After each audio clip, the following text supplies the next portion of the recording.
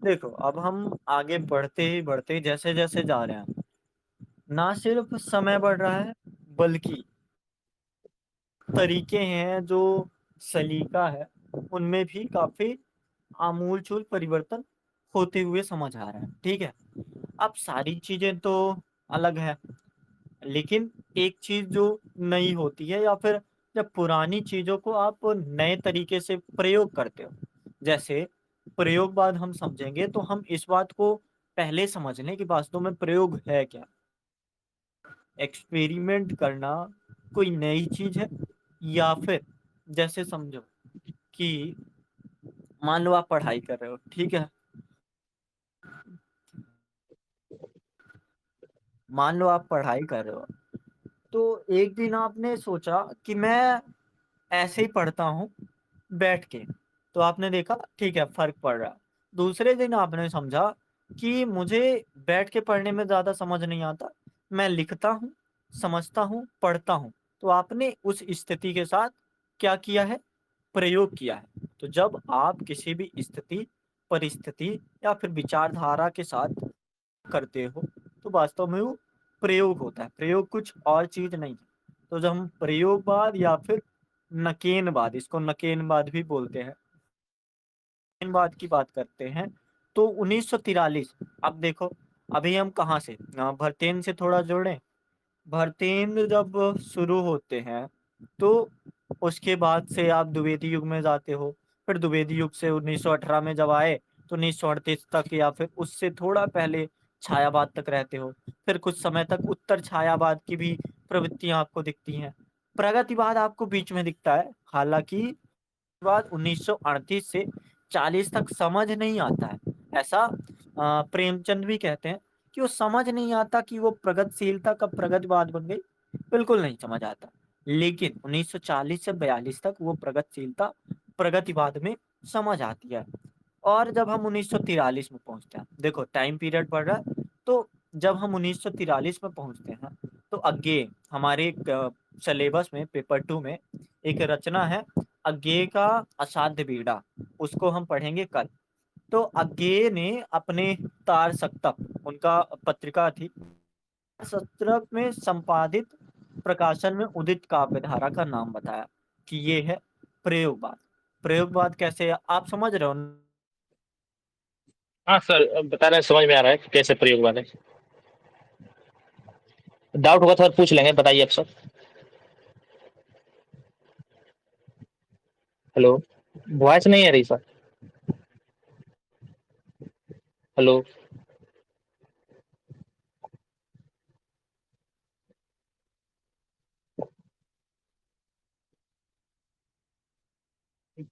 Voice नहीं आ रही sir. आ रही है, हेलो। हाँ, अब आ रही है सर, अब आ रही है। हाँ, तो प्रयोगवाद, प्रयोग धनवाद, दो शब्दों से मिला है।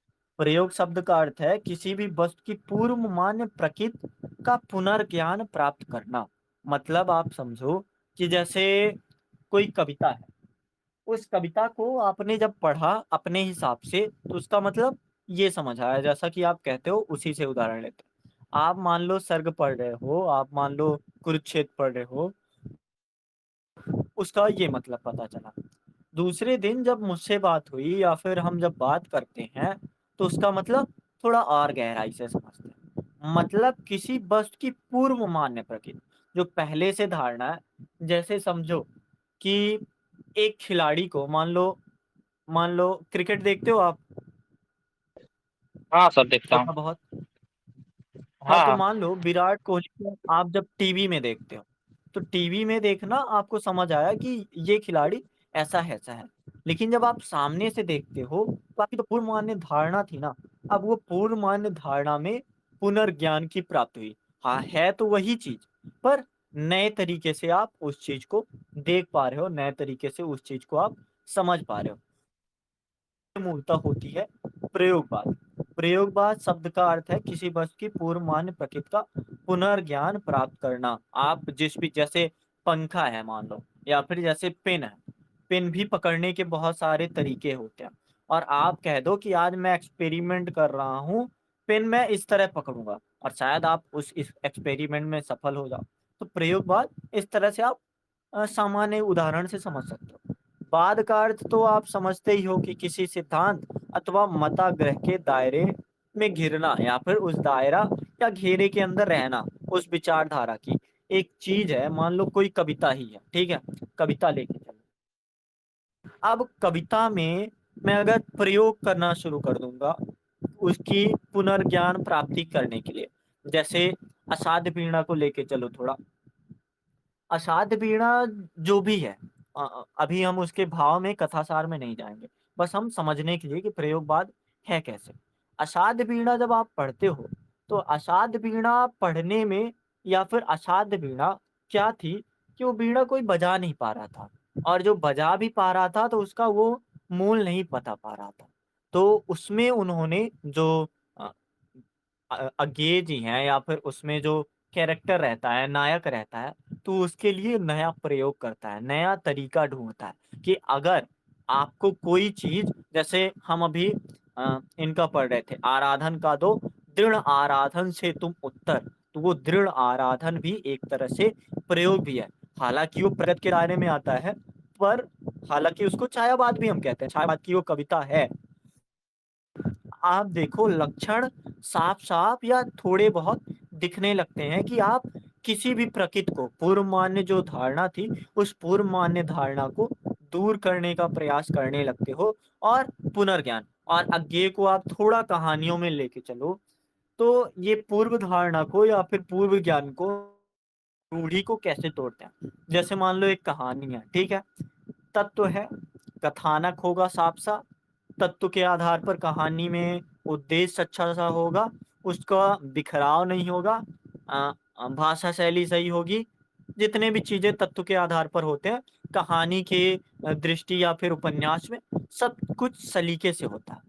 लेकिन जब आप, कहानी का मूल मतलब क्या है कि आप किसी भी उपदेश को या फिर आप किसी भी भाव को आसानी से समझ पाओ, और अगर उस भाव को मैं दूसरे तरीके से समझा पाऊं, अगर मान लो कि उलझन मेरी कहानी का उद्देश्य है या फिर मनोविज्ञान को समझाना मेरी कहानी का उद्देश्य है, तो जब मनुष्य अपने बारे में ही आगे का पीछे का नहीं समझ पाता, जब उसके मस्तिष्क की उलझने ही नहीं समझा पाती कि कैसी हैं, क्या है, कब आगे की उलझने हैं, जैसे मेरी समस्या सबसे बड़ी कौन सी है, सबसे छोटी कौन सी है, यही अगर नहीं समझ पाते अगर इंसान, तो उसके लिए एक प्रयोग कर देना कि उलझा देंगे कहानी के तरीकों को भी, तत्वों को भी हम उलझा ही हुआ ही रखेंगे। और आगे की कहानियों में सबसे बड़ी विशेषता यही है, कथानक जरूरी नहीं है कि वो पहले आदि होगा, फिर मध्य होगा, अंत होगा। उनके कथानक में पहले ही खत्म हो सकता है, बीच में आदि हो सकता है, और लास्ट में मध्य हो सकता है, कुछ भी हो सकता है। तो वही चीज है कि आपको सिर्फ, आपका उद्देश्य है ज्ञान प्राप्त करना। पहले जैसे समझो कि अभी हम क्या कर रहे हैं, पढ़ नहीं रहे हैं प्रयोगपात को, हम समझाने चल दिए कि अषाढ़ वीणा के माध्यम से समझो, अज्ञेय की कहानी जब हम पढ़ेंगे उसके माध्यम, तो ये भी एक तरह से प्रयोग है। हम किसी भी सलीके को, जैसे समझो कि हम मान लो पहले कहानी पढ़ते हैं, ये सारे जितने भाषा खंड से पढ़ रहे हैं और चीजों से पढ़ रहे हैं, नहीं पढ़ते, हम डायरेक्ट कहानी से पढ़ते, उपन्यास से पढ़ते, तो ये भी एक तरीके का प्रयोग ही है कि आपको क्या करना है, हिंदी साहित्य सीखना है। आप उस पूर्व मान्य धारणा को तोड़ो, और पूर्व मान्य धारणा को तोड़ने के बाद प्राप्त होगा वो पुनर्ज्ञान ही होगा। आप शायद उसको और सलीके से समझ पाओ, ये चीज होती है प्रयोगवाद, थोड़ा थोड़ा।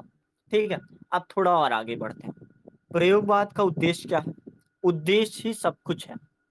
अगर आप प्रयोगवाद को कहो कि एक खोखला चीज है या फिर एक क्रिया है, जैसे एक्सपेरिमेंट को अक्सर लोग बोल देते हैं प्रक्रिया है, कोई उद्देश्य नहीं है, तो में सही बात है। प्रयोगवाद एक प्रक्रिया है, प्रयोगवाद कोई उद्देश्य नहीं है कि मैं एक्सपेरिमेंट करने वाला हूँ। मैं उस चीज को, जैसे मेरा उद्देश्य होने वाला है इस चीज को समझाना, असाध्य बीड़ा में सारी उलझने जो थी, जैसे मेरा इसमें कुछ नहीं, सब कुछ तथता थी, जो सब कुछ लोग थे, जैसे कहा जाता है ना कि जो आपके अंदर पहले से है उसी चीज की अव्यक्त शिक्षा होती है। आप अभ्यक्ति का माध्यम चाहे ऐसे हो, आगे से हो या फिर चाहे पीछे से हो, वो तरीका आपका होता है और उस तरीके में आप कैसे भी रम सकते हो, कैसे भी जूझ सकते हो। तो प्रयोग का उद्देश्य सत्यान्वेषण मतलब सत्य का अन्वेषण करना, सत्य की खोज करना, और सत्य की खोज मतलब ज्ञान की प्राप्ति है, उससे प्राप्त सत्य का ग्रहण। और यह एक प्रक्रिया है, कोई उद्देश्य नहीं है कि आप प्रयोग कर लोगे तो एक उद्देश्य की। अभी हम प्रगतिवाद में जब चल रहे थे या फिर छायावाद में चल रहे थे, तो वहां कोई प्रक्रिया नहीं थी, वहां उद्देश्य था। प्रगतिवाद में उद्देश्य था मानवतावाद, अस्तित्ववाद को कैसे प्राप्त किया जाए, जो वैयक्तिक चेतना है उसको प्राप्त कैसे किया जाए। अभी जब हम कुरुक्षेत्र पढ़ रहे थे, तो राष्ट्रीय सांस्कृतिक जो चेतना के काव्यधारा की कवि है, उसको कैसे प्राप्त किया जाए। या फिर जब हम उत्तर छायावाद में हरिवंश राय बच्चन को देखेंगे, तो हालावाद को कैसे प्राप्त किया जाए। तो वो जितनी विचारधाराएं थी, वो विचारधाराएं उद्देश्य की श्रेणी में आती है, लेकिन प्रयोगवाद अब प्रक्रिया की श्रेणी में आएगी। और ये प्रक्रिया सिर्फ कविताओं के लिए नहीं, बल्कि हिंदी साहित्य के लिए भी एक आधार भूमि बनाती है। आप सोच के देखो, सत्य का अन्वेषण काव्य का रूप बन रहा है, टाइम पीरियड है 1943, तो सिर्फ काव्य का वो रूप नहीं बन रहा है, यथार्थता अब निकट आने लगी है। यथार्थता अब कहानियों में, उपन्यासों में, नाटकों में, काव्यों में, निबंधों में, शैलियों में, आलोचनाओं में, टिप्पणियों में। पहले आलोचनाएं भी की जाती थी ना, तो जैसे मान लो तुलसी है, और तुलसी की आलोचना मैंने की, मैं अपने आप को बहुत ही निम्न समझता हूँ, ठीक है। अब जब मैं अपने आप को बहुत ही निम्न समझता हूँ, तो तुलसी की आलोचना करने जाऊंगा तो उनकी सराहना ज्यादा करूंगा, आलोचना कम करूंगा। तो इसलिए वो प्रयोगवाद जरूरी हो जाता है कि ये टाइम पीरियड अब आलोचना का भी है, निबंध लिखने का भी है, लेख लिखने का भी है, साहित्य को निखारने का समय है। और जब साहित्य को निखारने का समय है, तो ये सत्यान्वेषण अब उद्देश्य नहीं है, अब एक प्रक्रिया है। तो ये चीज हम समझ रहे हैं, प्रयोगवाद में इतनी सारी चीजें हैं। और हमारे सिलेबस में शायद, मुझे अगर बहुत ज्यादा क्लियर है, तो अज्ञेय का असाध्य पीड़ा है। उसके अलावा रचनाएं हैं जरूर बहुत सारी, पेपर वन में अगर देखोगे तो बहुत कभी आपको मिलेंगे, सर पेपर इसका टू मत, में नहीं। हाँ, सर इसका मतलब ये हुआ ना कि नए चीजों को सीखना, नए शैली, नई भाषा, नए बिंब तरीकों पर अपनाना, व्यक्तियों को अनुभव को अधिक व्यक्त कर महत्व देना, ऐसे तो बोल सकते हैं ना। वो वो तो प्रयोग हम उद्देश्य की श्रेणी में ले गए। प्रयोग का सिर्फ एकमात्र लक्ष्य है कि जो प्रकृत है, जो पूर्व मान्य धारणा है, पूर्व मान्य धारणा मतलब अभी मैं धारणा तोड़ रहा हूँ, ठीक है, हम्म। कि वैयक्तिक चेतना चल रही है, वैयक्तिक चेतना की धारणा को तोड़ना है मुझे, या फिर आदर्शवादी विचारधारा चल रही है। अब कहानी का उद्देश्य क्या है, उपदेश देना उद्देश्य है। अब उपदेश आप सत्य के माध्यम से, सत्य का अन्वेषण करके भी दे सकते हो। जरूरी नहीं है कि आप लास्ट में दिखाओ ही कि बूढ़ी काकी जो है, तो उसके प्रति वो कौन सा दयालुता का भाव आया, करुणा का भाव आया, और मैंने उसे सहारा दे दिया या फिर पुनः उसी तरह सम्मान दे दिया। अब जरूरी नहीं है कि आप लाग लपेट करो, जब जीवन में लाग लपेट नहीं हो रहा है, छिछली भावुकता नहीं दे। जैसे कफन कहानी से समझते हैं, परमानंद श्रीवास्तव बोलते हैं कि कफन कहानी हिंदी की पहली नई कहानी है। क्यों पहली नई कहानी है? क्योंकि अब इसमें छिछली भावुकता, कोई एक लाग लपेट वाली चीज, ये सारी चीजें नहीं है। इसमें जो यथार्थता है, वास्तव में ये सत्य है। और नई कहानी, वास्तव में नई कहानी लो, नया नाटक लो। अब ये प्रयोगवाद के बाद हम क्या पढ़ेंगे? नई कविता ही पढ़ेंगे। इन सारी चीजों में अब लाग लपेट नहीं होने वाला, सत्य का अन्वेषण होगा। और सत्य आप सोच के देखो, सत्य क्या आप कल्पना के सहारे बोल सकते हो? जैसे कामायनी को लेके चलो, कामायनी जो था, हालांकि था पूर्णतः सत्य ही, कि एक इंसान जो होता है अहम में डूबा रहता है, अहम में डूबे हुए को उन्होंने दिखाया कि मनु पर्वत पर चढ़े, फिर अहम से उतरता है, दिखाया पर्वत से उतरे, फिर दोबारा अहम पर चढ़ता है, जब उसके पास चीजें, ईड़ा, ईड़ा सर्ग मतलब बुद्धि जब आ जाती है, दोबारा शिखर पर चढ़ता। तो वो सारी चीजें कल्पना के सहारे, बताया तो सत्य गया, लेकिन कल्पना के सहारे बताया। तो अब हम प्रयोग करेंगे कि जो भी प्रक्रिया होगी, अब हमारा उद्देश्य नहीं है, प्रयोगवाद कोई उद्देश्य नहीं है, प्रयोग कोई उद्देश्य नहीं है। लोग एक सर प्रक्रिया। हाँ, सर कहने का मतलब कि हम कल्पना के माध्यम से अगर यथार्थ को दिखाते हैं तो सर उसका उद्देश्य नहीं माना जाएगा, या ये उसको यथार्थ के रूप में नहीं माना जा सकता है क्या? देखो, कल्पना के माध्यम से अगर हम किसी चीज को दिखा रहे हैं तो मतलब हम किसी धारणा में बंधे हुए हैं। हम पूर्व मान्य, जैसे समझो कि मान लो अभी हम साहित्य को समझ रहे हैं, ठीक है। अब साहित्य में ये धारणा बनी है कि साहित्य कठिन चीज है, कहानियों से शुरू करते हैं और कहानियों से समझेंगे तो ही चीज होगी। फिर हमने प्रयोग करके देख भी लिया कि भाषा खंड से अगर हम शुरू करते हैं तो ये एक बेहतर स्थिति होती है। और पुनर्ज्ञान ही है, दोनों स्थितियों में पुनर्ज्ञान ही प्राप्त होना है।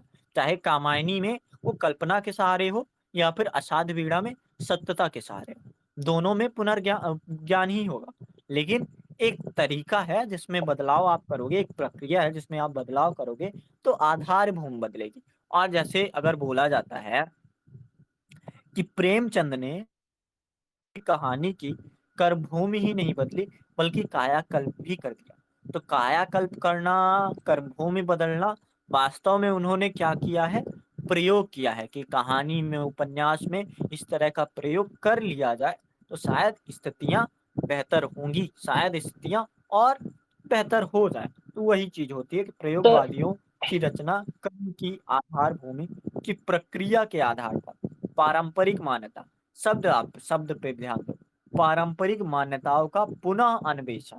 पुनः अन्वेषण मतलब दोबारा खोजना, और पुनर्परीक्षण, दोबारा उसकी जांच करना। जांच कैसे करना?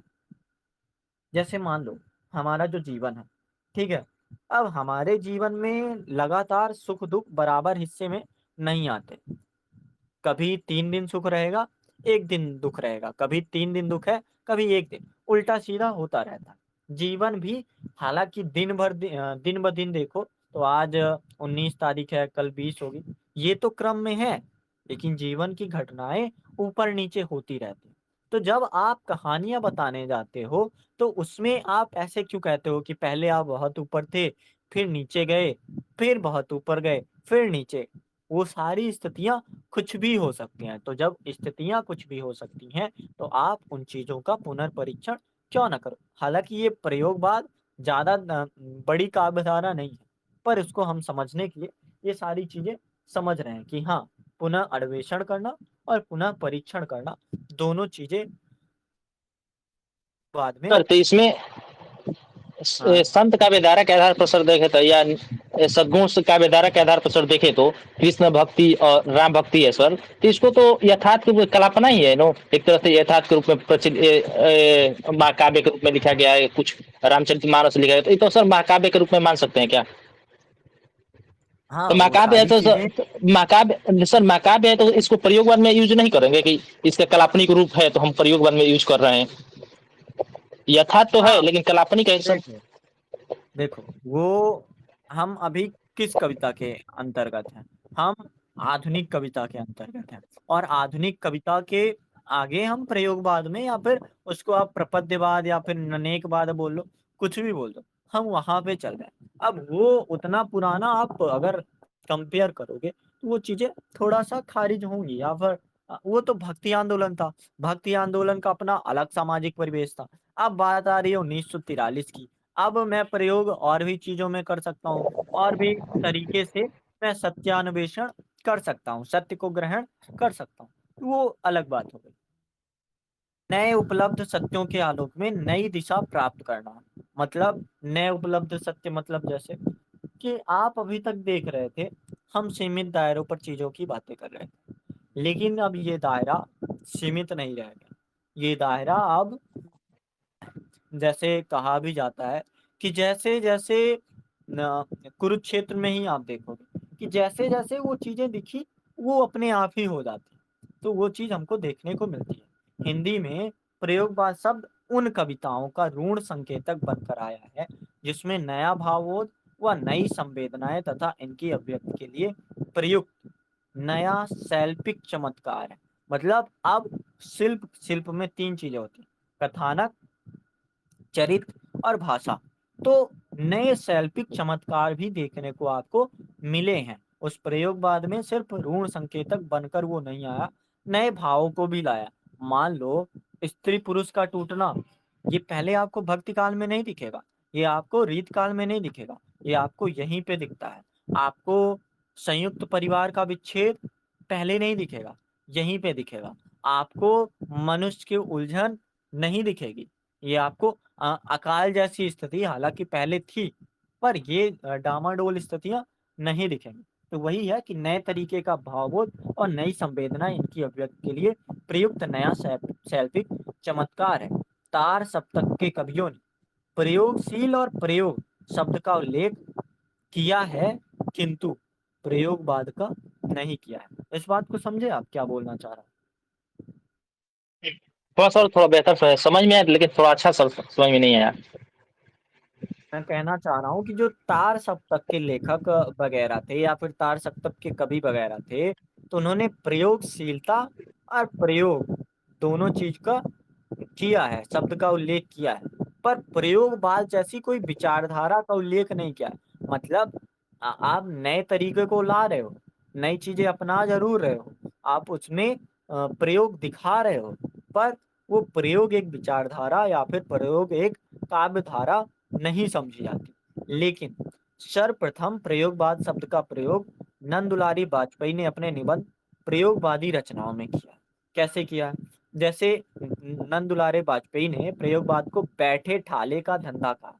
बैठे ठाले का धंधा मतलब जब आप खाली होते हो, जब आप फ्री होते हो, तो जैसे एक रचना है ठलुआ, तो वहां भी जब आप फ्री होते हो, जब आप बहुत सारी चीजें देख रहे होते हो, तो आपको सत्य ज्यादा करीब से दिखता है। मान लो आप बिल्कुल फ्री हो, ठीक है, अब आप किसी नदी के किनारे बैठे हो तो ज्यादा चीजें दिखेंगी आपको, और जब आप फ्री नहीं रहते या फिर जब आप स्वतंत्र नहीं रहते तो आपको कम चीजें दिखती।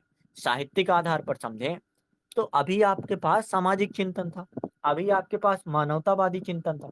छायावाद को ले लो, या फिर अभी आपके पास जब भारतेंद्र में थे तो अभी हमें राष्ट्र को सुधारना था, तो राष्ट्र के हित के लिए चिंतन था, तो आपके पास चिंतन थे।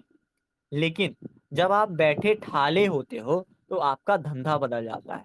जब 1943 की बात है, अब ना तो आजादी के लिए उतना लड़ना पड़ा, हालांकि आजादी अभी भी नहीं मिली, 47 में आजादी मिलेगी, पर सारी चीजें स्पष्ट हो गई हैं, क्लियर हो गई हैं, तो बैठे ठाले का धंधा हो जाता है, और वो चीज समझ आती है कि आप फिर सत्य को और करीब से देख पाते हो। फिर आप क्या देख पाते हो कि जो ये आजादी है, क्या वास्तव में ये आजादी है?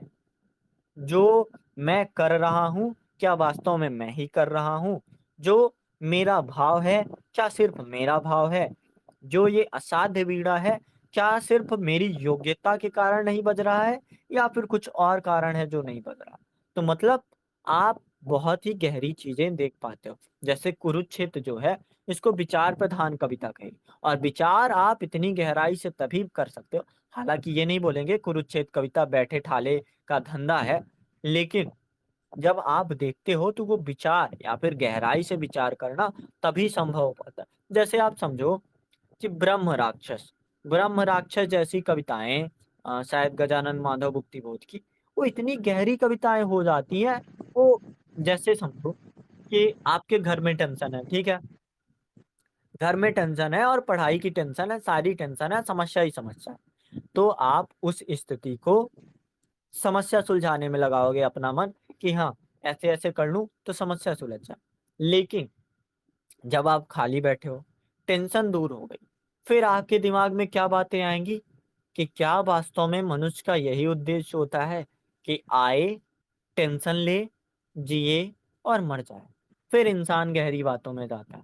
तो प्रयोगवाद को बैठे ठाले का धंधा कहा है, ये बात हम समझ रहे हैं थोड़ा थोड़ा। प्रयोगवाद पर फ्रायड के मनोविश्लेषणवाद तथा टी इलियस के नी वैयक्तिकता के सिद्धांत के प्रभाव को दृष्टिगत होता है। हम मनोविश्लेषणवाद जब कहानी पढ़ेंगे, और निर्वैयक्तिकता जब उपन्यास वगैरह कहानी उपन्यास पढ़ेंगे, तो थोड़ा और गहराई से समझेंगे। अभी बस इतना समझो कि अब जो चिंतन है, चिंतन सिर्फ बाहरी नहीं रहा, अब चिंतन गहराई से अंदर का होगा। अभी वैयक्तिकता की बात थी, अब निर्वैयक्तिकता की बात हो रही। अभी विश्लेषण की बात थी, अब मनोविश्लेषण की बातें सामने आ रही। तो ये हमारा प्रयोगवाद ऐसे-ऐसे समझ आता है। प्रयोगवाद लेकिन पर सर शांत। हाँ, सर लेकिन तो हम लोग तो सूक्ष्म स्थूल और सूक्ष्म रूप से तो हम तो देखते ही है आंतरिक सॉरी आंतरिक आधार पर सर देखते हैं सूक्ष्म रूप पे मानवता को सूक्ष्म रूप तो देखते ही है। क्षयवाद में भी देखे थे कुछ कुछ प्रगतिवाद में भी कुछ कुछ दिखाई देता था। लेकिन सर इसमें और बेहतर हो गया नहीं कहे तो। अ, क्या एक बार फिर बोलिए, नहीं समझा मैं। जैसे सर कि हम लोग छायावाद में तो देखते हैं उत्तर छायावाद में बहुत अच्छे से गहराई से देखते हैं कि सूक्ष्म रूप में देखते हैं मानवतावाद को कि गहराई से आत्मा के रूप में क्योंकि उसमें विकसित हो जाता नए नए चीजों का नए सत्य के रूप में खोजने की खोजे जा रहे थे क्योंकि अभी स्वतंत्र नहीं था। लेकिन सर जो प्रगति प्रयोगवाद में तो यहाँ पर और ज्यादा सूक्ष्म रूप में देखेंगे मानवतावाद को। देखो समझो, अभी तक जब हम छायावाद में थे 1918 से 1938 के बीच, तो कहीं ना कहीं सही कह रहे हो कि हम सूच का विद्रोह करा ही देते थे। स्थूल के प्रति सूच का विद्रोह हो ही जाता था। लेकिन वो वास्तव में विचारधारा नहीं थी, या फिर हम उसी बाद में नहीं थे। हमारा उद्देश्य और भी गहरा गहरा था, राष्ट्रीय चिंतन करना, व्यक्तिकता या फिर चेतना की बात करना, सौंदर्य की बात करना, साथ ही साथ सूच स्थूल के प्रति सूच का विद्रोह करना। लेकिन सत्य खोजना और सत्य उसमें शामिल होना, जैसे कि अगर मैं आपसे बात कर रहा हूँ, ठीक है, तो उसमें बहुत सारी बातें सत्य की होंगी कि कुछ चीजें सत्य का अन्वेषण कर रहे हैं, हम उसको प्रयोग कर रहे हैं, तो सत्य अपने आप निकल आ रहा है। एक चीज ये हो गई। हाँ, हमारा टॉपिक ही है प्रयोगवाद, जहाँ पे सत्य का अन्वेषण ही करना है। मतलब एक चीज होती है कि आप सत्य को खोजने नहीं जा रहे हो, पर अक्सर बातें सत्य ही निकलती है। जब आप कल्पना के सहारे चीजों को बताने भी जाते हो, तो लगभग आनंद जो है यही है। लेकिन हमारा उद्देश्य क्या था? आनंद को खोजना, ना कि सत्यान्वेषण करना। अब हमारा उद्देश्य क्या आया? सत्यान्वेषण करना या फिर पुनर्ज्ञान की प्राप्ति करना। तो वो चीज थोड़ा और गहराई में हो जाती है। सही कह रहे हो। तो प्रयोगवाद जो है हाँ फ्रांस के प्रतीकवाद आंदोलन का भी प्रभाव स्वीकार करता है। प्रतीकवाद में रचना की अभिव्यक्ति प्रतीकों में ही करने की बात की गई है। मतलब जो रचना का भाव है प्रतीकों में ही बाहर आ जाएगा। जैसे आगे ने तार सप्तक की भूमिका में क्या लिखा है? तार सप्तक में 7 कवि संकलित हैं। सातों एक दूसरे से परिचित हैं। बिना इसके ढंग का सहयोग कैसे होता? किंतु इसके यह परिणाम ना निकाले जाएं कि वे कविता के किसी एक स्कूल के कवि हैं। मतलब अगर कोई एक स्कूल का कवि हो जाएगा, तो अलग अलग विषयों पर अपनी क्षमता रखेगा या फिर मात्रा रखेगा। तो वे कविता के किसी एक स्कूल के कवि हैं, या कि साहित्य जगत के किसी गुट अथवा दल के समर्थक हैं। बल्कि उनके तो एकत्र होने का कारण ही यही है कि वे किसी एक स्कूल के नहीं, किसी मंजिल पर पहुंचे हुए नहीं हैं, अभी राही हैं, राही नहीं, राहों के अन्वेषी। मतलब जैसे अगर मैं बोल दूं कि स्कूल के, स्कूल मतलब आप ये समझ लो कि या तो स्कूल में लोग जो होते हैं कि एक कक्षा में बैठे होते हैं, ये चीज समझ लो। तो स्कूल मतलब मंजिल मिल गई ऐसा समझ लो, या फिर स्कूल को आप विद्यालय समझना चाहो तो किसी तरह से वो एक छत के नीचे या फिर एक रूप के नीचे आ गए। तो ये चीज नहीं है प्रयोगवाद। प्रयोगवाद ये है कि आप अभी मंजिल पर पहुंचे नहीं हो, और आप अभी राही हैं, राही भी नहीं, अन्वेषी हैं। मतलब राह को अभी खोज रहे हैं। अभी आपको सिर्फ पता है कि यहाँ जाना है, मंजिल की पता है, आपको राह का नहीं पता। तो राही हो और राह को खोज रहे हो, राह के अन्वेषी हैं।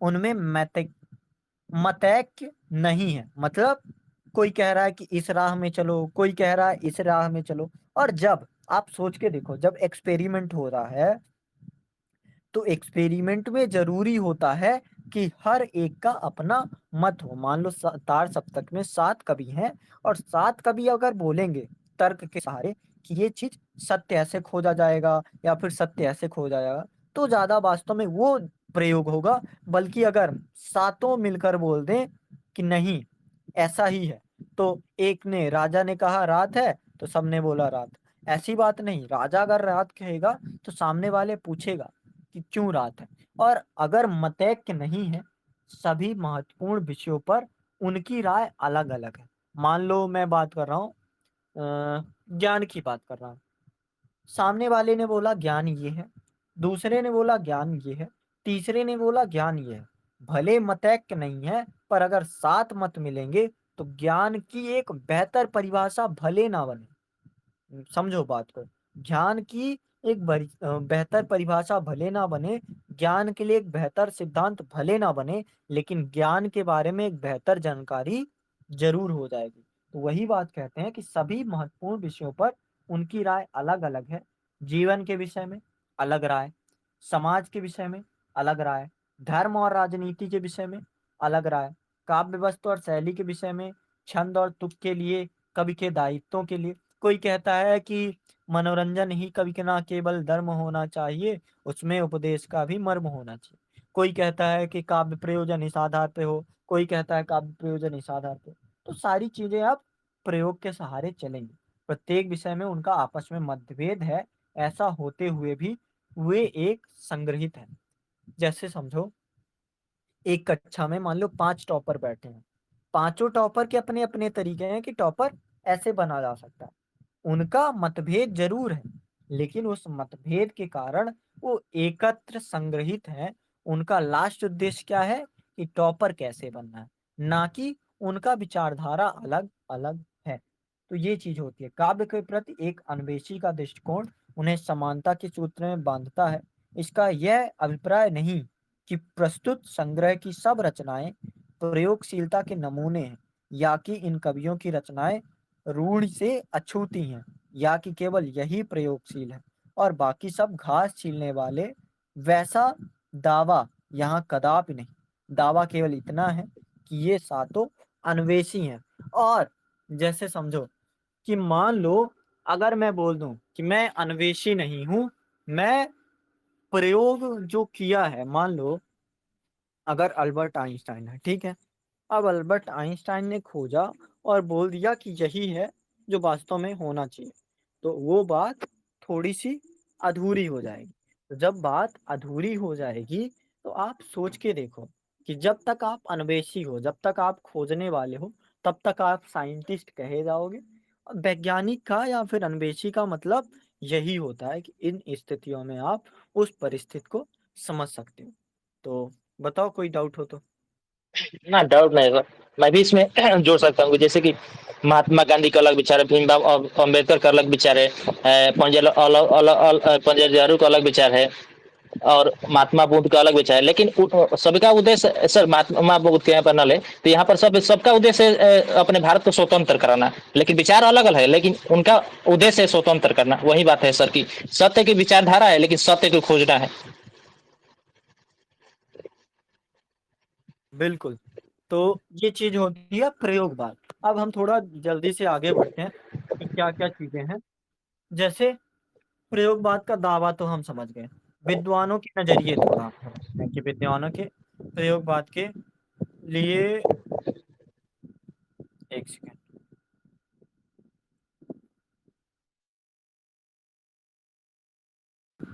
अज्ञेय तार सप्तक की भूमिका में हमें प्रयोगवादी कहना उतना ही सार्थक या निरर्थक है जितना हमें कवितावादी कहना। मतलब एक इंसान को अगर आप प्रयोगवादी कह दोगे ना, तो वास्तव में वो प्रयोगवादी भी नहीं बचेगा। या फिर आप उसे कवितावादी बोलोगे कि कविता रच रहा है, कविता वाला है, तो ये दोनों एक सी बातें हो जाएंगी। प्रयोग अपने आप में इष्ट नहीं है। मतलब प्रयोग का मतलब पूर्णता थोड़ी है। प्रयोग का मतलब कि आप एक्सपेरिमेंट किए। अब हो सकता है कि दूसरे तरीके से भी एक्सपेरिमेंट किया जा सकता है। तो प्रयोग अपने आप में इष्ट नहीं है, वह साधन है और दोहरा साधन है। क्योंकि एक तो वह उस सत्य को जानने का साधन है जिसे कवि प्रेषित करता है, दूसरा वह इस प्रेषण की प्रक्रिया को और उसके साधनों को जानने का साधन है, अर्थात प्रयोग द्वारा अपने सत्य को अधिक अच्छी तरह जान सकता है। मतलब वो सिर्फ इस बात के बारे में नहीं, मैंने सोचा कि जो इंसान होता है उसका वास्तविक उद्देश्य होना चाहिए, जैसे परिहित सरिस धर्म नहीं पाए। मैंने ये सोचा, ठीक है। अब मैं प्रयोग करके देखूंगा क्या वास्तव में परिहित सरिस धर्म नहीं भाई, या फिर कुछ और भी चीजें बड़ी हैं। तो आप किसी ना किसी चीज को पाओगे, कुछ सत्य को पाओगे। तो वो सत्य जानने का माध्यम है जिसमें आप प्रयोग के माध्यम से सत्य को अच्छी तरह से जान सकते हो। वस्तु और शिल्प दोनों के क्षेत्र में प्रयोग, वस्तु मतलब जो भाव है, शिल्प मतलब जो काव्य है, दोनों के क्षेत्र में प्रयोग फलप्रद होता है। अगर आप शिल्प के स्तर पर प्रयोग करते हो, शिल्प के स्तर पर कि रचना को सजाने के लिए या फिर उसकी प्लॉटिंग करने के लिए, चरित्र को बनाने के लिए, तो वहां पे भी प्रयोग फलप्रद है। मान लो आपने नायक को, अभी तक प्रयोग नहीं हुए थे, मतलब हालांकि हम 1943 में आ गए हैं, लेकिन सोच के देखो, अभी तक प्रयोग नहीं हुए थे। नायक हो, कमजोर होगा, आंखें घुसी होंगी, नाक चपटा हुआ होगा, कद छोटा हुआ होगा, ऐसी कल्पनाएं नहीं हुई। ये भी एक तरह से प्रयोग ही है। भाषा के आधार पर अभी तक ऐसे प्रयोग नहीं थे कि हिंदी और अंग्रेजी दोनों भाषाओं का मिश्रण करके एक रचना लिखी जाए। ऐसे बातें भी हुई हैं। वस्तु के स्तर पर कि आप नए तरीके के कथानक, नए तरीके के संवाद, नए तरीके की विचारधारा, नए तरीके का विषय वस्तु लाकर प्रयोग करते हो, तो ये सारी चीजें आपको फल ही देंगी और फलप्रद होती हैं। लक्ष्मीकांत वर्मा क्या बोलते हैं? प्रयोगवाद ज्ञात से अज्ञात की ओर बढ़ने की बौद्धिक जागरूकता है। मतलब आप अगर समझ रहे हो कि 2+2 4 होता है, तो कुछ समय बाद जब आप प्रयोग करोगे, एक्सपेरिमेंट करोगे, तो आपको पता चलेगा कि 2+2 सिर्फ 4 नहीं होता, और भी चीजें हैं। मतलब सिर्फ एग्जाम्पल के तौर पर कि प्रयोगवाद जो है, जैसे मैं कह दूं कि अगर तुम चलोगे तो मंजिल पर पहुंचोगे, और प्रयोगवाद उसमें बताता है कि जरूरी नहीं है तुम मंजिल तक पहुंचोगे, वो अज्ञातता तुम्हें दिलाएगी। और प्रयोगवाद यही है कि ज्ञात से अज्ञात की ओर बढ़ने की बौद्धिक। जैसे समझ लो कि आप अगर बोलो मैं सब कुछ जानता हूँ, तो वास्तव में आप कुछ नहीं जानते हो। और अगर आप बोलो कि मैं अज्ञानी हूँ, और प्रयोगवाद यही है कि मनुष्य को प्रयोग के माध्यम से समझाता है कि ज्ञात से अज्ञात की ओर बढ़ने पर जैसे आप समझो कि मैंने आपको बोल दिया कि प्रयोगवाद ये है, ठीक है। अब आपने मान भी लिया प्रयोगवाद ये है, तो अब आप ज्ञात की स्थिति में हो। फिर आप कुछ समय बाद प्रयोगवाद को जांचने निकल जाओ कि प्रयोगवाद वास्तव में है क्या। तो आप किस स्थिति में पहुंचोगे? अज्ञानता की स्थिति में पहुंचोगे या फिर अज्ञात की स्थिति में पहुंचोगे।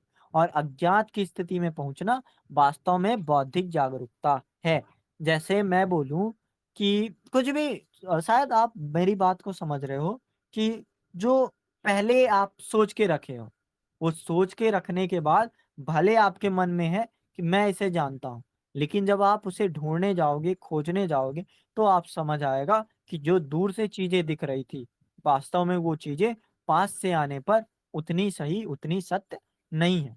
तो ये कहते हैं लक्ष्मीकांत वर्मा, यह जागरूकता व्यक्ति, सत्य और व्यापक सत्य के स्तरों पर व्यक्ति की अनुभूति की सार्थकता को भी महत्वपूर्ण बनाती है। प्रयोगवाद की अनुभूति, अनुभूति मतलब अनुभव करने की, सत्य को मानते हुए समष्टि की संपूर्णता। अभी तक हम देख रहे थे उस समष्टि का आधार नहीं आया था, तो यहाँ पे समष्टि की संपूर्णता तक पहुंचने का प्रयास है। प्रयोगवाद एक और व्यक्ति अनुभूत को समष्टि अनुभूत, मतलब जैसे मैंने सोचा कि आदर्शवाद ये होता है, और फिर मेरा सोचना हर इंसान के पास के करीब पहुंचा, तो व्यक्त की अनुभूति समष्टि की अनुभूति तक।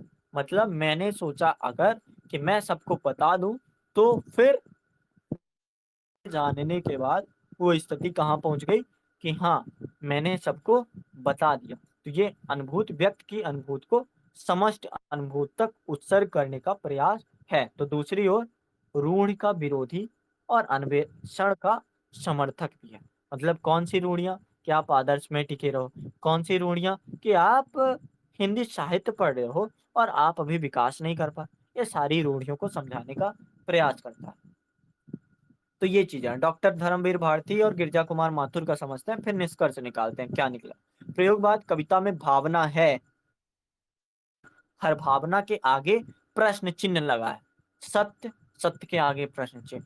भावुकता, उसके आगे प्रश्न चिन्ह। इसी प्रश्न चिन्ह को आप बौद्धिकता कहते हैं। जब आपके सामने एक प्रश्न आने लगे तो आप उसी चीज को समझो। जैसे अगर बोला जाए कि आप तो बहुत ज्ञानी हो, और आप उन्हें कह दो मैं ज्ञानी नहीं हूं, बस मैं एक प्रश्न करता हूं। और जब आप प्रश्नकर्ता हो जाओगे तो वास्तव में वही बौद्धिकता की पहचान होती है, कि जितने ज्यादा से ज्यादा आप सवाल पूछ पाओगे, आप बौद्धिक इंसान कहलाओगे। प्राकृतिक ढांचा चरमरा उठा है और यह प्रश्न चिन्ह उसी का ध्वनि मात्र। धर्मवीर भारती का ये कहना। गिरजा कुमार माथुर क्या कहते हैं? प्रयोगों का लक्ष्य है व्यापक सामाजिक सत्य के खंड अनुभवों का साधारणीकरण करने की कविता को नवानुकूल माध्यम देना। वो जो साधारणीकरण करने की प्रक्रिया है ना, उसके लिए नया और अनुकूल, कि हाँ आप इस माध्यम से साधारणीकरण, जैसे मान लो यूट्यूब में मैं वीडियो डालता हूँ, अब उसमें एक सेक्शन है क्लिप काटने का, 30 सेकंड की वीडियो, और भाव अगर समझा रही है डॉक्टर धर्मवीर भारती, तो जरूरी नहीं है अब 1.5 घंटे की वो ऑडियो सुनने का।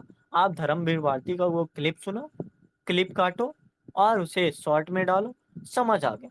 तो वो साधारणीकरण यही है कि साधारण कर दिया आपने उसको, कि कोई भी भाव आपको समझना है तो साधारणी करने का तरीका नवा, नया और अनुकूल माध्यम देना है, जिसमें व्यक्ति द्वारा इस व्यापक सत्य, और ये सत्य भी ऐसा नहीं है कि आप अपने को समझ गए। अभी आप कह रहे थे ना, छायावाद में भी तो वही है कि स्थूल से सूक्ष्म का विद्रोह। तो छायावाद सिर्फ अपने आप को समझाएगा, आपको समझाएगा। लेकिन अब ये प्रयोगवाद सत्य तो है, पर ये सूक्ष्मता का सत्य नहीं, ये व्यापकता का सत्य है, जो सर्वबोधगम्य प्रेषण संभव कर सकता है। गिरजा कुमार माथुर कहते हैं ऐसा। अब जितने हमने चार मत देखे, उनको थोड़ा हम समझते हैं कि निष्कर्ष क्या निकलता है। जैसे आप बताओ निष्कर्ष निकला इससे। क्या सर बताना है इसमें? यही जितने अभी हमने चार मत देखे, एक ने कहा कि ये व्यापक सत्य है, दूसरे ने कहा कि प्रयोगवाद और कुछ नहीं, ये भावना तो है, पर भावना के आगे प्रश्न चिन्ह है। एक ने कहा कि ये व्यक्ति की अनुभूति का समष्टि की अनुभूति तक पहुंचाने का उत्सर्ग प्रयास है, और एक ने कहा कि जो प्रयोगवाद है ये वस्तु और शिल्प दोनों क्षेत्रों पर फलप्रद होता है। तो इसका निष्कर्ष मतलब क्या निकला? सर निष्कर्ष में सिंपल बात पता है, समाज से सर जोड़े तो मान लीजिए मैं नए नए चीज़ों का अन्वेषण कर रहा हूँ, लेकिन समाज में देख रहा हूँ, अपने यहाँ से देख रहा हूँ कि मैं ये इन चीज़ों का अन्वेषण कर चुका हूँ, मैंने कर चुका मैं हूँ। लेकिन सर वहाँ पर मैं जाता हूँ तो देखता हूँ कि और समस्याएं आ गई है, उनको देखने का और नजरिया थोड़ा बदल जाएगा, और नए नए चीज़ों को, और उसमें जो कमियां है उनको बेहतर बनाने का, नई नई चीज़ों को आगे बढ़ने का मौका मिलेगा। सिंपल बात बताया तो सर। 5 पॉइंट में समझो। पहला, प्रयोगवाद सत्य को जानने का साधन है, और साधन में ही दूसरी बात समझ लो, ये साधन है, साध्य नहीं। मतलब प्रयोगवाद लक्ष्य नहीं, उद्देश्य नहीं है, सिर्फ प्रक्रिया है। ठीक है, एक सेकंड, प्रक्रिया है। तो ये चीज हम समझे। दूसरी बात, सत्य का अर्थ क्या है वास्तव में? सत्य क्या? जैसे मैं बोल दूं 2+2 4, ये सत्य है, या फिर मैं खोजूं, जैसे अक्सर बोला जाता है कि मानने पर विश्वास मत करो, जानने पर विश्वास करो। तो ये प्रयोगवाद मानने की धारणा को पूर्णतः खारिज करता है, और ये जानने की धारणा को कहता है कि तुम जानो। अगर मैं बोलूं कि प्रयोगवाद ये है, तो आप मानो मत प्रयोगवाद ये है, आप जानने की कोशिश करो कैसे। और जब, जैसे मैंने बोला, मैंने नहीं, धर्मवीर भारती ने बोला कि प्रयोगवाद भावना तो है, पर भावना के आगे लगा हुआ प्रश्न चिन्ह, मानने से जानने तक जाओगे कैसे, इसी प्रश्न चिन्ह को लगा। ठीक है, मैंने माना, पर आप मेरे सवाल का उत्तर दो। हालांकि हुआ तो हुआ कैसे? तो स्थापित मान्यताएं का अन्वेषण करना, उसका पुनरीक्षण पुनरीक्षण नहीं पुनर्निरीक्षण करना हो तो ये होता है प्रयोगवाद। सर ज्ञान से अज्ञान की ओर चलना ही सर इसका निष्कर्ष यही निकलेगा कि ज्ञान से अज्ञान की ओर चलना ही प्रयोगाद है। हाँ, इसका निष्कर्ष यही निकलता है कि आप जब ज्ञात से अज्ञात की ओर बढ़ जाते हो तो वास्तव में आप बौद्धिकता को प्राप्त कर लेते हो। बौद्धिकता को प्राप्त करने के बाद आपको समझ आ जाता है कि हाँ, ये सारी चीजें प्रयोगवाद के अंतर्गत आती हैं। कुछ और चीजें जैसे व्यक्त के सत्य, समष्टि के सत्य, बौद्धिकता, युगानुरूप अव्यक्त नए माध्यम की तलाश, आदि आदि चीजें होती हैं। दिनकर जी, अभी हम दिनकर जी को ही पढ़ रहे थे, तो दिनकर जी क्या मानते हैं प्रयोगवाद क्या है? दिनकर जी बोलते हैं जब प्रगतिवाद के नाम पर में कनस्तर बजाए जाने लगे। कनस्तर समझते हो क्या होता है? नहीं सर।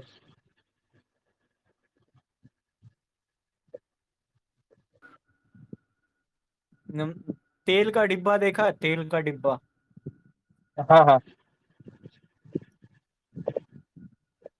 तेल के डिब्बे को बोलते हैं कनस्तर।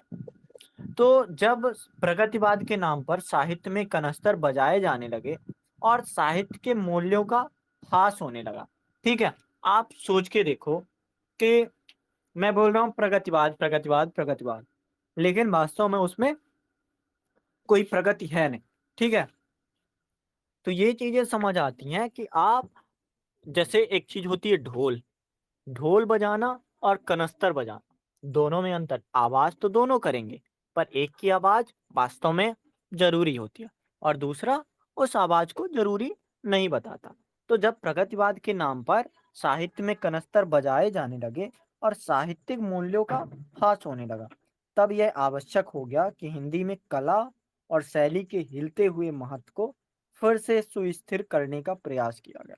और प्रगतिवाद की चीजें अच्छी तो हैं, पर आप अगर दोबारा प्रगतिवाद लाना चाहोगे तो वो बातें कमजोर हो जाएंगी। जैसे अगर आपसे अगर सवाल पूछे यूपीएससी कि प्रगतिवाद अगर इतना अच्छा चल रहा था तो प्रयोगवाद की जरूरत इतनी जल्दी कैसे पड़ गई, या फिर प्रगतिवाद जो है इतना जल्दी कैसे 1938 में शुरू हुआ, 1942 में खत्म हुआ और 1938 से 40 तक तो उसका कोई नाम उतना प्रासंगिक था भी नहीं, तो इतना जल्दी खत्म कैसे हुआ? यही कारण है।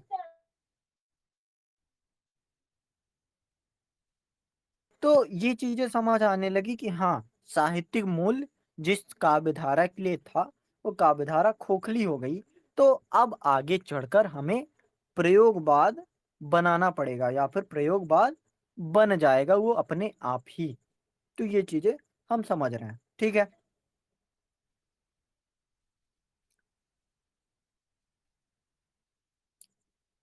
हेलो, समझ गए आप ये बात या फिर नहीं समझे? समझ में आ गया सर। ठीक है, तो अब थोड़ा आगे बढ़ते हैं, ठीक है। टर्न अगेन क्या बोलते हैं? प्रयोगवाद ने बड़ी बड़ी घटनाओं के बड़े बड़े संघर्षों और बड़े बड़े व्यक्तियों या समुदाय के बड़े बड़े जीवन प्रसंगों के विशाल फलक पर इतवित्तात्मक काव्य का निर्माण नहीं किया। इतवित्तात्मक मतलब वर्णन प्रधान काव्य, कि आप उसको कामायनी बना दो, आप उसको छायावाद बना दो, आप उसको कुरुक्षेत्र बना दो। तो उन्होंने ऐसा काम नहीं किया। उसने व्यक्ति के अंतर संघर्षों, क्षणों की अनुभूतियों और सूक्ष्म से सूक्ष्म, छोटी से छोटी संवेदनाओं और मन की विभिन्न स्थितियों को लेकर छोटी से छोटी, तीव्र से तीव्र, प्रभावशाली कविताएं लिखी, फ्लैश दिए। तो एक सवाल मान लो आपसे मैं पूछूं कि अभी तक इतनी बढ़िया बढ़िया इतनी बड़ी बड़ी कविताएं लिखी जा रही थी, क्या ऐसा अचानक हुआ कि छोटी से छोटी कविताएं लिखी जाने लगी? तो उसका कारण यही है कि अब एक छोटी भाव, जैसे मान लो दुख है, और दुख के लिए आपने मान लो 10 लाइन 20 लाइन में एक कविता लिख दी, तो वो भाव और ज्यादा गहराई से, मान लो कि अगर किसी का अपहरण हो रहा है या फिर अगर किसी के साथ बलाघात हो रहा है, उसके साथ जबरदस्ती हो रही, तो उसके लिए आपकी अगर 20 लाइन की कविता उस भाव को समझा रही है, या फिर अगर 2 जो भी है, छोटी से छोटी कविता अगर प्रभावशाली हो रही है, उस चीज़ को फ्लैश दे रही है, तो ज़्यादा मायने रखता है। तो ये चीज़ प्रयोगवाद में एक बात और दिखी कि आप उसको इस तरह से लाने लगे हो या फिर इस तरह से दिखाने लगे हो। अब प्रयोगवाद टाइम पीरियड भी आगे बढ़ गया, तो पाश्चात्य साहित्य का भी प्रभाव पड़ने वाला है। थोड़ा अब आगे बढ़ते हैं। तारसप्तक के कवि कौन-कौन थे? मुक्तिबोध, मुक्तिबोध की रचनाएँ अपने काव्य में हैं, तो मुक्तिबोध को पढ़ना पड़ेगा। नेमिचंद जैन, तो ये हैं नहीं, तो इनको नहीं पढ़ेंगे। भारत भूषण अग्रवाल, 16 कविताएँ, हालाँकि सिलेबस में नहीं है। प्रभाकर माचवे, 26 कविताएँ लिखे हैं। गिरिजा कुमार माथुर, पेपर 1 में शायद हैं, पर नाटक के आधार पर हैं गिरिजा कुमार माथुर, कविताओं के लिए नहीं हैं। रामविलास शर्मा और अज्ञे, तो हमें सिर्फ़ 2 कवियों को पढ़ना है, कल और परसों, मुक्तिबोध को और अज्ञे को। इसके बाद शायद मेरे हिसाब से और कोई कवि बचते नहीं हैं पढ़ने के लिए। तो 2 कवि हम पढ़ेंगे, फिर उसके बाद हम शायद 3 कवि होंगे ज़्यादा से ज़्यादा, अगर मेरे ध्यान में है। तो उसके बाद हम नाटक में आ जाएँगे, नाटक को समझेंगे। तो ये होता है प्रयोगवाद के तार सप्तम में इतने-इतने कवि थे। प्रवृत्तियाँ समझ लें थोड़ा और फिर हम खत्म करते हैं आज का। कल हम अज्ञेय का असाध्य पीड़ा पढ़ेंगे और फिर परसों मुक्तिबोध का पढ़ेंगे, और फिर शायद अगर 1-2 रचना हुई, जैसे नागार्जुन है शायद, तो नागार्जुन को पढ़ लेंगे। फिर उसके बाद खत्म करते हैं इसको। तो प्रयोगवाद की प्रवृत्तियाँ, वैचारिक प्रतिबद्धता का विरोध, मतलब वैचारिकता तो आती है इसमें प्रगतिवाद में, या फिर व्यक्तिकता तो आती है, पर उसमें भी प्रतिबद्धता लगी रहती है। तो अब वैचारिक प्रतिबद्धता का विरोध हो जाएगा। हास्योन्मुख मध्यवर्गीय समाज का कल्पना चित्रण की यथार्थ चित्रण? यथार्थ होगा सर। यथार्थ चित्रण, जैसे गाता है वह कलाकार जब बाहर दुनिया में फैली घनघोर विषमता, दिस दिस से उठ रहा भयानक चीत्कार, उसको तो है बस अपने सपनों से ममता, वह कलाकार क्या परवाह, उसको एक और भूखे मरते लाखों प्राणी। अब देखो, ना तो कोई इसमें प्रतिबद्धता है छंद के रूप में, जो भी मन आया वो लिख दिया, जो भी भाव आया वो लिख दिया। ये नेमी जैन चंद की कविता है, और एक छोटी कविता, सिर्फ 5 लाइन की भी कविता नहीं होगी, इतना तो जो बड़े कवि हैं, उनके 1 लाइन में भाव होता है या फिर 1 लाइन में शब्द होते हैं। तो ये चीज़ हमें देखने को मिलती है नेमिचंद्र में, कि ये आधार जो मध्यवर्गीय समाज है, इसमें आप देखो, गाता है वह कलाकार, जब बाहर दुनिया में फैली घनघोर विषमता, दुनिया में बाहर घनघोर विषमता फैली है और वह कलाकार गा रहा है। दिस-दिस से उठ रहा भयानक चीत्कार, उसको तो है बस अपने सपनों से ममता, वह कलाकार क्या परवाह, उसको एक ओर भूखे मरते लाखों प्राणी। मतलब परवाह, मतलब परवाह, परवाह को परवाह कर दिया है। तो परवाह मतलब लोग बाहर मर रहे हैं भूखे, और उसको परवाह ही नहीं है। वो क्या लिख रहा है? वो अपने अंदर का कलाकार है, उसको अपने सपनों से ममता है, वो अपनी बातें लिख रहा है। तो ये होता है व्यंग। तो इस चीज़ का यथार्थ चित्रण किया गया। प्रभाकर माचवे की गेहूँ की सोच कविता बहुत ही बढ़िया है। जैसे किसान के जीवन की त्रासदी को यथार्थपूर्वक दिखाया गया है। क्या कविता है, सुनना चाहोगे? सुनाइए सर। बहुत कुछ जाएगा लगान, कुछ जाएगा कर्ज किस्त, बाकी रह जाएगी झोपड़ियों की उन भूखी अतड़ियों के लिए सूखी एक बेर रोटी। क्या यह नीति खोटी नहीं? गेहूं के मोती से दाने जो पसीने से उगाए, अरे बदे हो उसी के भाग। आंसू के दाने सिर्फ सींचे वही खून जो लगाए वह सीने से, और आंख मींज खाए वे कि जिन्हें जीने से उतरने में कीम खाब गढ़ती। तो ये बहुत ही यथार्थपरक कविता है, गेहूं की सोच, कि गेहूं क्या सोचता है। अगली क्या प्रवृत्ति है प्रयोगवाद की? जीवन की जटिलताओं, मतलब जीवन में जो जटिलता है के भोगे हुए यथार्थ। अब ऐसा यथार्थ नहीं जो कल्पना के सहारे, अब जो यथार्थ है, भोगे हुए यथार्थ की बौद्धिक अभिव्यक्ति ये बनता है। जैसे मुक्तिबोध की कविता एक आत्म वक्तव्य है। वेट करते मुठभेड़ करते स्वार्थों के बीच, भोले भाले लोगों के माथों पर घाव, कुचल गए इरादों के बाकी बचे धड़, अधकटे पैरों से ही लात मार कर अपने जैसे दूसरे के लिए सब करते हैं दरवाजे बंद, उल्टे दिल दिमागों में गुस्से की धुंध, अंधियाली गलियों में घूमता है तड़के ही रोज कोई मौत का पठान, मांगता है जिंदगी जीने का ब्याज। मतलब एक आत्म व्यक्तित्व है कि जीवन की जो जटिलता है कि सामने वाला जिंदगी जीने का भी ब्याज मांग रहा है, और आप जो कुचल गए इरादों के बाकी बचे धड़ अधकटे पैरों, जैसे एक कविता मैंने बताई थी, हाथ नहीं, पीठ और पेट मिलकर एक हो गए। तो ये भी लगभग भोगे हुए यथार्थ का व्यक्तित्व है कि जब एक लेखक को, एक रचनाकार को भोजन नहीं मिलता तो उसकी स्थिति डामाडोल हो जाती है। तो फिर वो ऐसी ही रचनाएं लिखता है। प्रयोगवाद अव्यक्त जटिलताओं की अभिव्यक्ति ने कविता को दुरूह बनाया है। दुरूह मतलब दो रूह का, कि एक तो अव्यक्त की जटिलता और दूसरा अव्यक्त करना ही है। आप देखो कि दुख को मान लो बताना है और दुख को आपने सिर्फ 5 लाइन में बता दिया, तो अव्यक्त की जटिलता भी थी और अभिव्यक्त भी थी। दोनों ने कविता को दुरूह बनाया है। साधारणीकरण की अपेक्षा, अभी मैं बात कर रहा था कि साधारणीकरण होता है कविता में, पर साधारणीकरण की अपेक्षा विशेषीकरण को महत्व मिला है। ये चीजें विशेष हो गई हैं, फलतः कविता और पाठक के बीच दूरियां बढ़ी हैं। मान लो असाध्य पीड़ा है, तो अब असाध्य पीड़ा को आप अपने से नहीं समझ सकते कि असाध्य पीड़ा का मूल भाव क्या है। तो क्यों नहीं समझ सकते, इसको हम आलोचना वगैरह में समझेंगे कि काव्य जब लिखता है तो उसको लिखने का क्या उद्देश्य, क्या भाव रहना चाहिए। ठीक है, तो ये बातें हम समझेंगे। जगदीश चंद्र गुप्त की एक कविता है, ये जिंदगी के रास्ते। ये भी विशेषीकरण की कविता है। इसमें भी आप समझ नहीं पाओगे कि भाव क्या है। जैसे बताना अगर समझ गए तो, ये जिंदगी के रास्ते केवल तुम्हारे वास्ते, मैं सोचता था एक दिन केवल तुम्हारे स्नेह की अमराइयों में घूमकर, केवल तुम्हारे रूप की परछाइयों में झूमकर सब बीत जाएंगे उम्र। मैं सोचता था एक दिन, हारा थका था शीश पत्थर पर किसी तरु छां में रख कर, जरा सी देर चलना है मरण की राह में। यह जिंदगी का सत्य सच मानो कि तुमसे भी बड़ा। मतलब जिंदगी का जो सत्य है, मानो ऐसा लगता है कि ये तुमसे भी बड़ा हो, तुमसे बड़ा हो गया। मतलब जैसे समझो, सत्य बड़ा या फिर मनुष्य बड़ा, तो वास्तव में मनुष्य ज्यादा बड़ा होगा। पर जिंदगी का जो सच होता है, क्या सच, कि भूखा इंसान है, ये क्या सच, उलझनों से भरा इंसान है, क्या सच, कि जटिलताओं से भरा इंसान है, तो ये क्या सच, कि दुख से भरा इंसान है। तो इस जिंदगी के सत्य से वो इंसान भी छोटा पड़ गया जिसके लिए वो सच था। तो वो चीज हमें समझ आती है। इस सत्य के आगे सभी धरती हृदय का पात्र है, मेरा तुम्हारा स्नेह इस पथ का इकाई मात्र है। माना हमारे स्नेह में कोई कमी होगी नहीं, माना हमारे दीप की कम रोशनी होगी नहीं, लेकिन किसी भी रोशनी को बांध लेना पाप है। अब बात तो आती है कि रोशनी तो है, पर आप सोच के देखो कि रोशनी को आप बांधोगे, वास्तव में रोशनी जैसे जल, प्रकाश और वायु को कभी बांधना नहीं चाहिए, लेकिन अगर आप रोशनी को बांध लोगे तो क्या ये पाप नहीं है?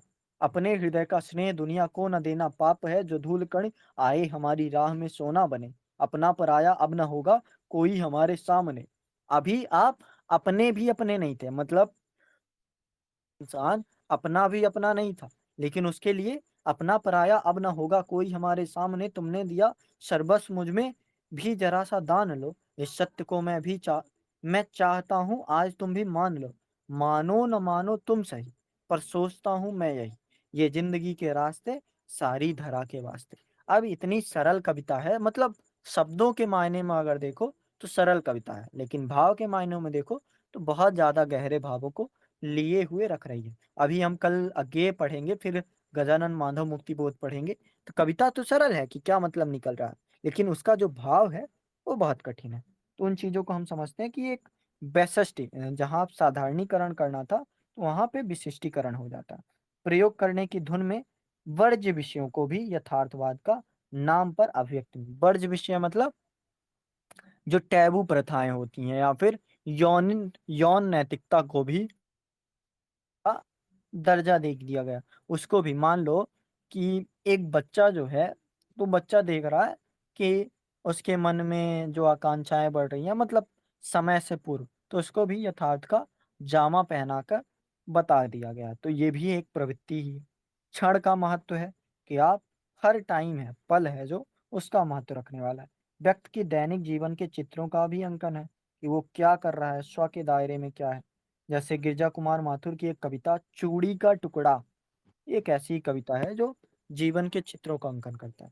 आज अचानक सूनी सी संध्या में मैं यूं ही मैले कपड़े देख रहा था। अब देखो कितना यथार्थ है। अब यहाँ पे कोई बादल नहीं देख रहे हैं, बादलों के घेरे में नहीं है, कोई अच्छा सीन नहीं है। क्या देख रहे हैं? मैले कपड़े को देख रहा था किसी काम में जी बहलाने, एक सिल्क के कुर्ते की सिलवट में लिपटा। सिल्क का कुर्ता अक्सर चिकना होता है, लेकिन उस सिल्क के कपड़े में मुझे सिलवटें सिकुड़न दिख रही है।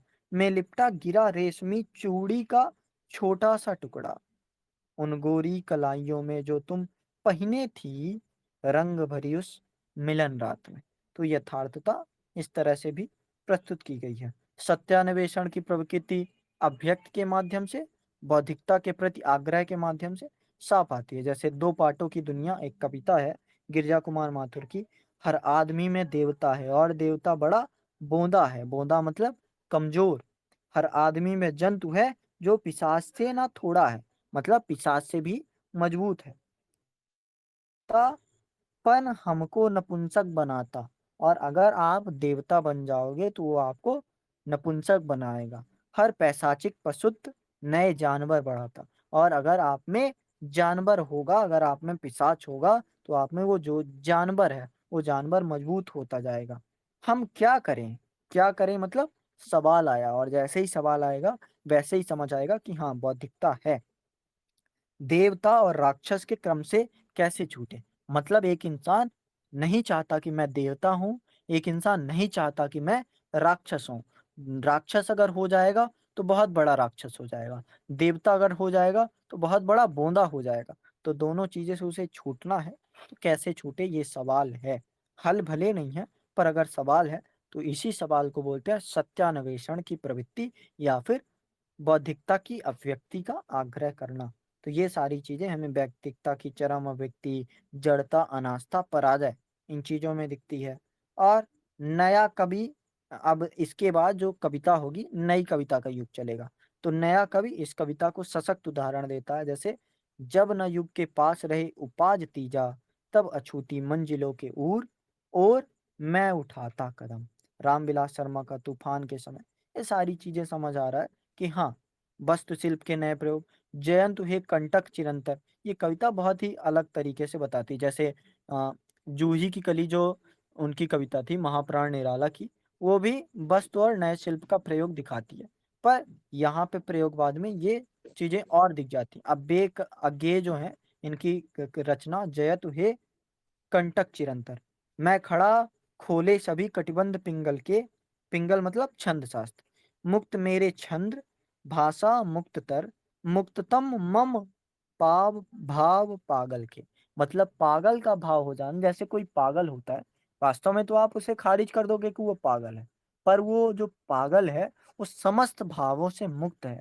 और यही अज्ञे जी कहते हैं कि मैं खड़ा खोले सभी कटिबंध पिंगल के। कटिबंध मतलब जैसे बटन आप समझ लो, या फिर कोई धागा होता है।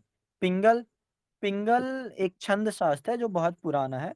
वो बद्धता होती है, छंद बद्धता होती है, छंद में अपने आप ही बद्धता हो जाती है।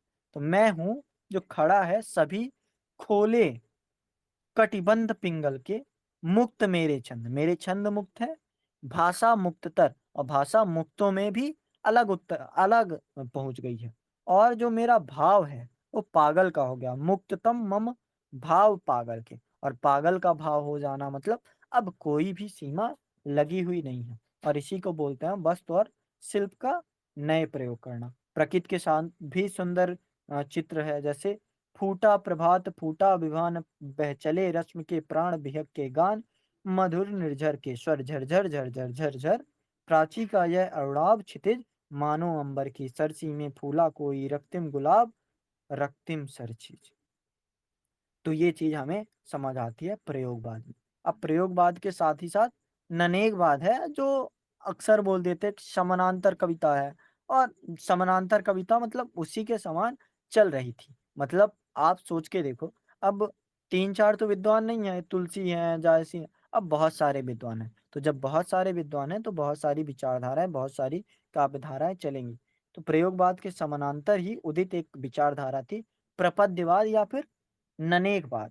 ननेकवाद का नामकरण इस काव्यधारा में तीन प्रमुख कवि, नलिन, केसरी कुमार और नरेश, इनके नाम पर पढ़ा। ननेक में आप थोड़ा सा समझेंगे, ज्यादा इसका मतलब है नहीं अपने सिलेबस में। अनेक कवियों ने स्वयं को असली प्रयोगवादी कहा। अब असली प्रयोगवादी कहा तो मतलब आप समझ सकते हो कि वास्तव में जो प्रयोग किया है इन्होंने ही किया है।